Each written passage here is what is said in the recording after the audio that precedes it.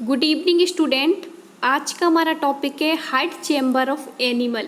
यानी देखिए जीवों में जो हार्ट प्रेजेंट होता है उसमें कोष्ठक की संख्या को आज बताना है, यानी चैम्बर उसमें कितने होते हैं आज उनके बारे में आप लोगों को बताएंगे। तो देखिए ये इम्पोर्टेंट टॉपिक है, तो स्टार्ट करते हैं। काफ़ी बार पूछते हैं कि ह्यूमन बीइंग में कितने होते हैं चैम्बर, डॉल्फिन में कितने होते हैं और क्रोकोडाइल में चैम्बर की संख्या कितनी होती है। तो देखिए स्टार्ट करते हैं। सबसे पहला है ह्यूमन बीइंग। तो देखिए ह्यूमन बीइंग को किस में रखा गया है, मैमल्स में रखा गया है। आगे आप लोगों को बताया था। तो देखिए जो ह्यूमंस होता है उसका साइंटिफिक नेम क्या होता है, उसका साइंटिफिक नेम होता है क्या, होमोसेपियंस। होमोसेपियंस इसका साइंटिफिक नेम होता है। इसको किसने प्रस्तुत किया था, कैरोलिस लीनियस नामक साइंटिस्ट ने प्रस्तुत किया था। तो देखिए उन्होंने इसे दो भागों में बांटा था, एक तो था जीनस और दूसरा था स्पीसीज यानी एक था वंश, दूसरी थी जाति। तो देखिए जो होमो है वो हो गया वंश और जो स्पीसीज है वो क्या हो गई, इसकी जाति, यानी सेपियंस। ये सेपियंस क्या हो गई, इसकी जाति। तो इसलिए इसका नाम क्या पड़ा, होमोसेपियंस। तो देखिए बात करते हैं इसमें चैम्बर कितने प्रेजेंट होते हैं। तो देखिए 4 चैम्बर प्रेजेंट होते हैं, 2 ऑरिकल होते हैं, 2 वेंट्रिकल होते हैं। ऑरिकल को हिंदी में कहा जाता है आलिंद और वेंट्रिकल को हिंदी में कहा जाता है निलय। यानी इसमें 2 आलिंद प्रेजेंट होते हैं, 2 निलय प्रेजेंट होते हैं। कुछ इस तरीके का होता है फिगर। आगे आप लोगों को पूरा बता चुके हैं सर्कुलेशन के बारे में, हाइट के बारे में। तो देखिए इसमें ये देखिए 4 हैं प्रेजेंट, 2 हैं क्या, और 2 हैं ऑरिकल और 2 है वेंट्रिकल। आगे आप लोगों को चित्र के थ्रू भी बता चुके हैं, तो आप लोग प्ले लिस्ट पर चेक करके देखिए। दूसरे नंबर पर है बैट यानी चमगादड़। चमगादड़ में कितने होते हैं चैम्बर, इसको किस में रखा गया है, चीरोपिटेरा में रखा गया है। और देखिए इसमें चैम्बर की संख्या कितनी होती है, 4 होती है। ये भी, इसको भी मैमल्स में रखा गया है। देखिए तीसरे नंबर पर है कंगारू। इसको भी मैमल्स में रखा गया है क्योंकि ये स्तनधारी होता है, इसलिए इसमें भी 4 होती है कक्षों की संख्या। 2 होती है वेंट्रिकल और 2 होती है ऑरिकल। आगे बढ़ते हैं। आगे देखिए नेक्स्ट है फ्रॉग। फ्रॉग को किस में रखा गया है, सब ऑर्डर एम्फीबियंस में रखा गया है। एम्फीबियंस में रखा गया है इसको। इसका जो साइंटिफिक नेम होता है वो क्या होता है, राना टिग्रीना होता है।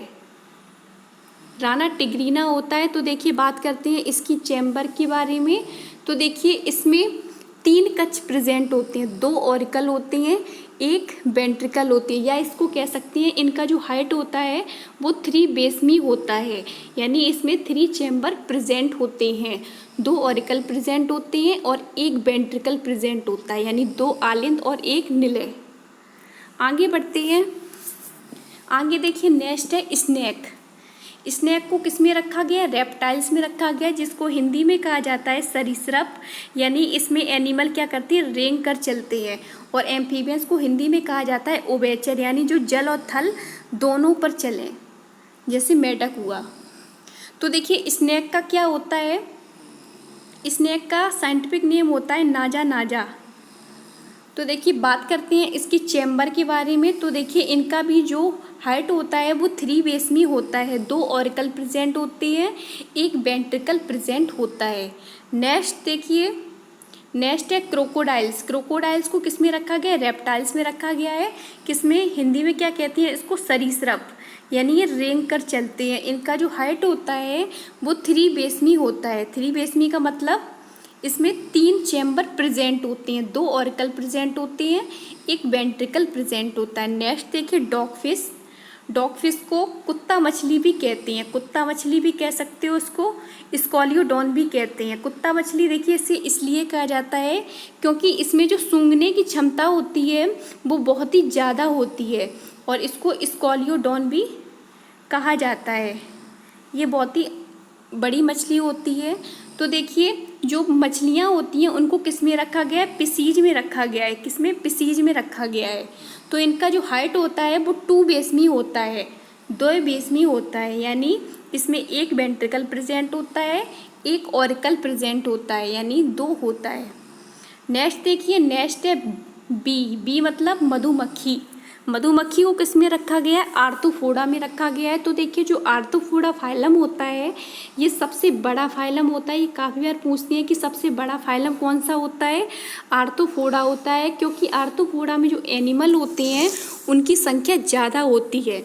और आर्थ्रोपोडा में ये इसकी पहचान होती है, इसमें काइटिन प्रेजेंट होता है। काइटिन किसका बना हुआ होता है? कैल्शियम कार्बोनेट का बना हुआ होता है। आगे आप लोगों को ये सब कुछ बताया है, आप लोग प्ले लिस्ट पर चेक करके देखिए। तो देखिए इनका जो हृदय होता है वो 5 बेसमीय होता है। इसमें 5 प्रेजेंट होते हैं चैम्बर। और ये मोस्ट इम्पॉर्टेंट है, ये बहुत बार पूछते हैं कि कॉकरोच में कितने चैम्बर होते हैं। तो देखिए कॉकरोच में 13 चैम्बर होते हैं प्रेजेंट। और इसका साइंटिफिक नेम क्या होता है? प्लेनेटा अमेरिकाना, ये होता है इसका साइंटिफिक नेम, अमेरिकाना। तो देखिए इसको किस में रखा गया है? फाइलम में देखिए आर्थ्रोपोडा में रखा गया है, जो सबसे बड़ा फाइलम होता है फर्स्ट नंबर पर। और सेकंड नंबर पर होता है मोलस्का, ये सेकंड नंबर पर होता है बड़ा। और फर्स्ट नंबर पर होता है आर्थ्रोपोडा। तो देखिए कॉकरोच में क्या होता है? तो इसकी जो बॉडी होती है वो 3 भागों में डिवाइड होती है। सिर, बच्चों और उदर यानी हेड में बटी हुई होती है, थोरैक्स में बटी हुई होती है, और देखिए किस में बटी हुई होती है? एब्डोमेन में बटी हुई होती है। एब्डोमेन को हिंदी में कहा जाता है उदर। और एक चीज़ इसमें मेन प्रेजेंट होती है, वो होता है काइटिन। काइटिन में क्या प्रेजेंट होता है? कैल्शियम कार्बोनेट का एक प्रकार से सख्त आवरण होता है जो सभी के ऊपर प्रेजेंट होता है। जैसे खटमल हुआ, कॉकरोच हुआ और भी बिच्छू हुआ, तो उसमें कैल्शियम कार्बोनेट का एक सख्त आवरण प्रेजेंट होता है। बात करते हैं इसकी चैम्बर के बारे में, तो सबसे ज़्यादा चैम्बर पाए जाते हैं किसमें? कॉकरोच में 13 पाए जाते हैं। ये इंपॉर्टेंट है, बहुत बार पेपर में पूछते हैं। तो आज के लिए इतना ही, ये टॉपिक ख़त्म हो गया, इसको अच्छे से क्लियर करें। वीडियो अच्छी लगी उसे लाइक करें, शेयर करें, कमेंट करें। कल फिर आएंगे न्यू टॉपिक के साथ, तब तक के लिए गुड बाय।